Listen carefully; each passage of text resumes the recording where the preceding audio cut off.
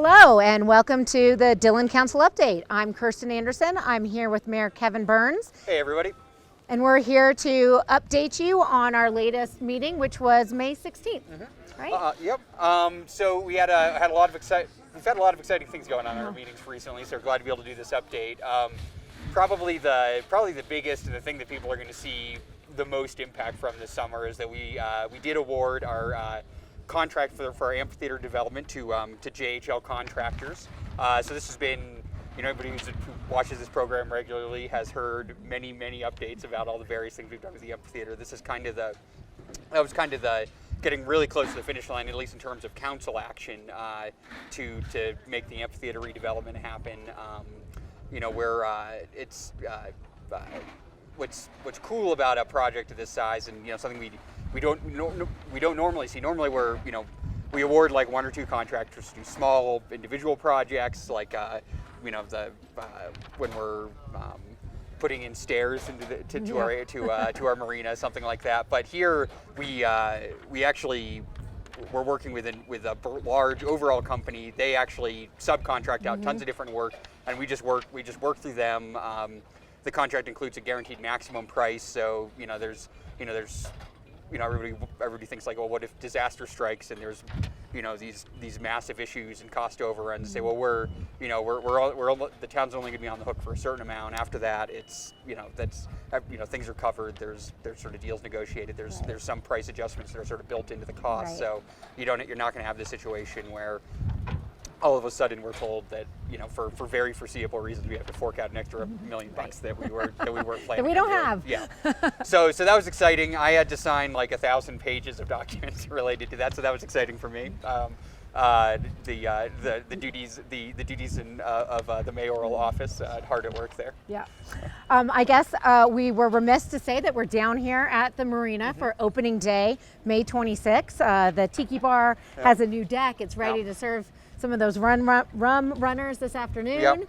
And we did have to drive through a little bit of construction to get down here, but we are open.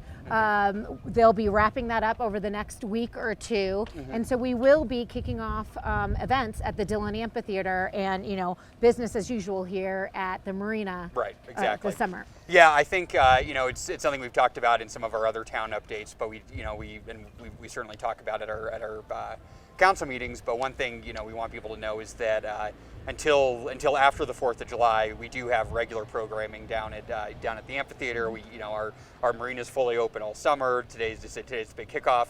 Folks, don't let the jacket fool you. It's actually nice out. I'm wearing a t-shirt.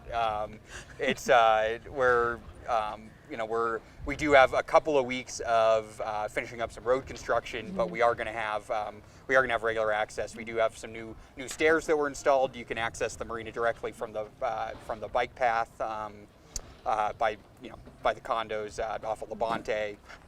So we do have some challenging ingress egress points for a short amount of time, but we'll be by the time June hits, we'll be fully up and running. Right. Want to thank our neighbors through the process. We kicked off this road reconstruction 2 months ago, probably, in April. And we had a lot of cooperation with our friends at Lake Cliff helping us get staff down here and working with us. So we will be, the Marina Park parking lot will be utilized for the Lake Dillon Brew Fest, which is kicking off on the 10th. That night we'll have Randy Hansen. He's a Jimi Hendrix cover guy, really world-renowned. Then we'll roll into our regular Friday and Saturday concerts. At the amphitheater, we'll have a movie on the water July 9th. It's The Sandlot, just a classic coming-of-age story, so that should be lots of fun before we roll into Town Park for our Saturdays in the Park and our Saturday concerts. Yeah, and you can find out all that information at townoftdillon.com. That's right. We also have our little summer events mini calendars. Here's your own. Love it. Here's your own. So look for these. They're at Town Hall and all around town. Yeah. So let's switch gears from events and let's talk about kind of a new process that we've had at our recent council meetings where we've had people come in and talk about basic concepts for us in terms of development in Dillon. Yeah, so this has been a really exciting. Since this council and the last few councils have been so focused on redevelopment in the town core area and really additional development throughout our town. We've been working on ways to improve the process for folks. There is anybody who sits in the meetings or has themselves tried to go through a development process knows that many times you go through a fairly lengthy application process. A lot of what we've seen recently have been PUD applications, which basically create their own set of governing rules around developments. And we've been looking for ways to try to give better guidance to developers as they start coming into the town. Mm-hmm. We recently created some design guidelines. We put out an RFP for our overall downtown redevelopment. We've revamped our comprehensive plan. Yeah. A lot of the guiding documents that were that really govern the way that the town's supposed to develop. But we want to be able to find a way to early in a process give feedback to potential developers to make sure that what their vision is fits in line with the town of Dillon, which is a small mountain town, charming mountain lake style, and that it's both extremely busy at times, but at the same time isn't necessarily the 20-story skyscraper type development that I think some people fear when they hear the term redevelopment. Right. So we want to find a way. So in order to be fair to everyone involved, we want to be able to find a way that we can provide some critical input and very early in a process, before people start. Even the application is submitted. Yeah, before people submit an application, before people are spending lots of money, before people are putting in all that time, just to make sure that things are, in a very broad sense, kind of aligned, and that we see a path forward for an application. So. With the help of our attorneys, always very important, we came up with a process where we can get, in a public work session, we can get a presentation early, sort of that 50,000 foot view of a potential development from the potential applicant, and we've had, I think, 3 of those 3 so far. Yeah. And it's been fascinating. As I said, it's before they've really drilled down into some of those details that you would see through a PUD. But as a council, we're able to hear kind of that general vision. The public's able to hear that. Sometimes provide some feedback early on. And I think I hope that for any potential applicants who have done this and are listening, hopefully the feedback that comes from that is helpful to make sure that you have a product that's aligned with the vision of the town of Dillon. Absolutely. And so we try and get that information included in the work session packets, and those can be found online prior to our council meetings, which of course are the first and third Tuesday of every month. And we always encourage our community to attend those meetings and to hear for themselves what's going on. Yeah, I think one of the things that's been exciting, several of these projects have been strong workforce housing component projects. It's something that we've seen open up since we changed our comprehensive plan, made it, remove some barriers to developing workforce housing. We're really trying to find a synergy where we can keep, employees who work in Dillon or in the surrounding area can actually live here and enjoy the amenities, and that'll, we do believe that having more of that year-round population will drive some of the, the commercial on Lake Dillon Drive that we're looking for, some of that like larger downtown redevelopment that we're talking about. So it's cool to see, things go from, 0 applications to many more after making some sort of critical changes to some of our planning documents. So again, that is information you can find on the website. We encourage people to check it out. As said, the point of these is that at this point there's no live application. Right. So normally there's a quasi-judicial process. You can't talk about it, but certainly It allows for that compromise. Like, this doesn't quite work for us and the community, but hey, what about, and really solutions oriented, which is great. Yeah, absolutely. So it lets you get some of that done in the front end, and instead of like painfully trying to negotiate like right before development's due when you're trying to get something in the ground. So a few other housekeeping things that we did related to the marina here during the meeting was dealing with some of the concessionaires here. And we have a new marina manager, Phil Hofer. He's doing a great job. really bringing on new staff and cultivating the best in our existing staff, and a focus on guest service, a focus on safety, and then reaching out and having even stronger relationships with some of our concessionaires. Yeah, absolutely. So I think, for anybody who's a longtime, marina user, not just at the Tiki Bar, but actually taking boats on the water, hopefully you'll notice some great improvements, in terms of safety, customer service. Things will be a little more streamlined, a little easier for you to understand, for people to just kind of plug in and head out on the water. But along with that, we do have several vendors who operate out of this area, and I think with Phil's fresh set of eyes, we realize there's chance for stronger connections between the vendors that operate out here and the town of Dillon. So we actually have entered into some contracts with our vendors. They basically help.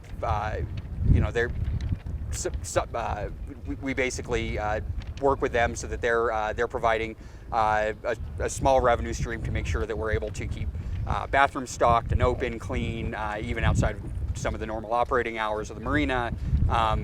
They're able to provide that better marina service for them, and then in turn they can operate out of the marina. We're able to give them better staff support, and I think we're looking at opportunities to help make sure we can highlight, that those vendors are very viable options for folks looking to come visit the marina. Absolutely. So to name a few, look for Big Ed's Fishing, Alpine Fishing, and of course Stand Up Colorado. Yeah, and they've all been great to work with as we kind of transition through to get them on board as actual under contract vendors. And it's been awesome to work with. So we're looking forward to having even more streamlined, integrated services here at the marina this year. Great. And so the last bit of sort of business we did at the meeting the other night was you made a proclamation. Yeah. So May is Mental Health Awareness Month. I am one of the communities in the county. Every town in the county have all recognized this.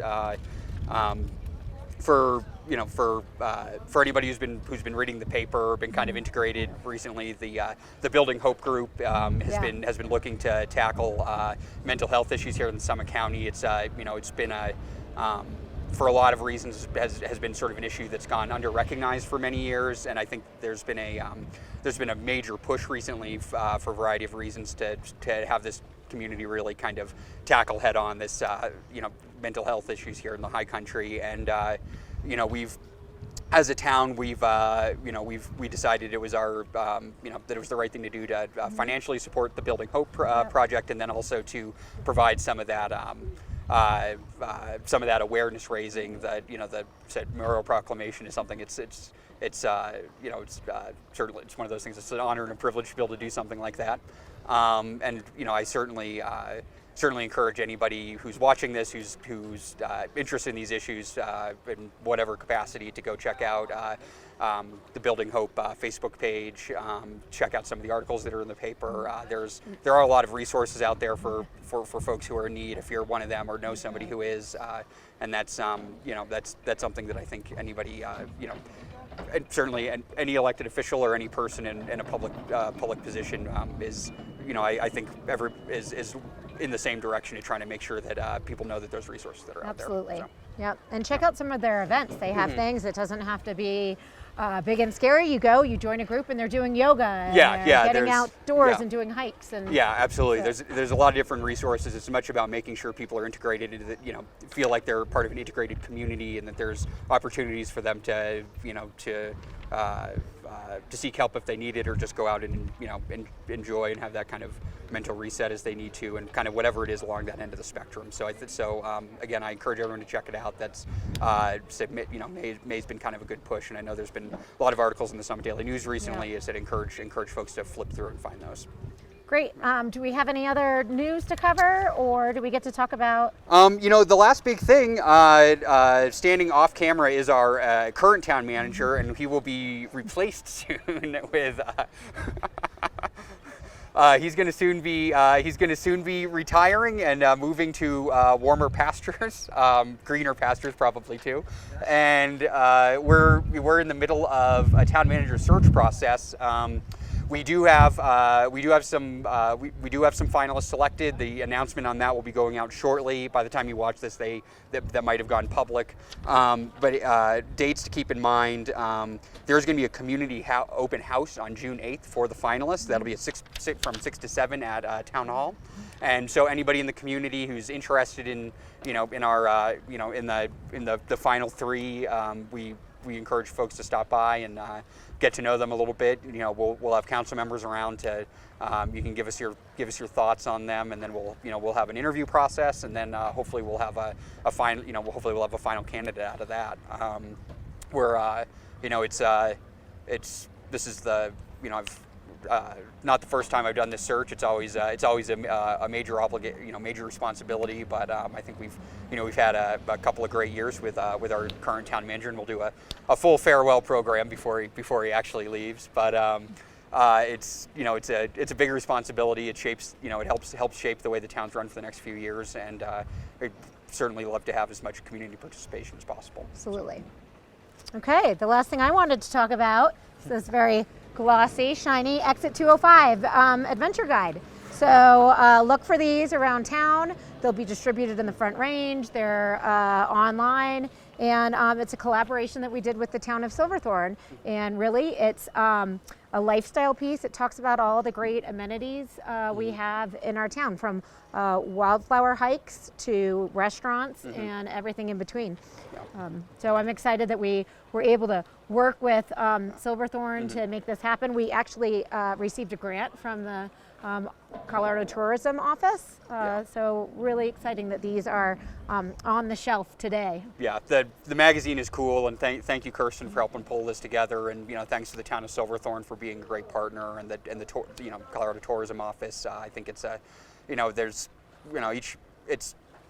Summit County is great because each community has its own distinct personality and scene, but it's great when you can have that kind of collaboration between neighboring towns. I don't think you see that in a lot of places, and to be able to come together for something like this is awesome.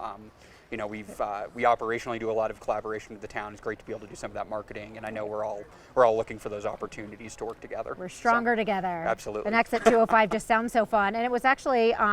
Again, I love it when you get an idea from your community members, and Exit 205 came from a community member, and so it's nice to see it that's great. come to life. Look for them in all sorts of places around the county, and pick one up and see what there is to do around here.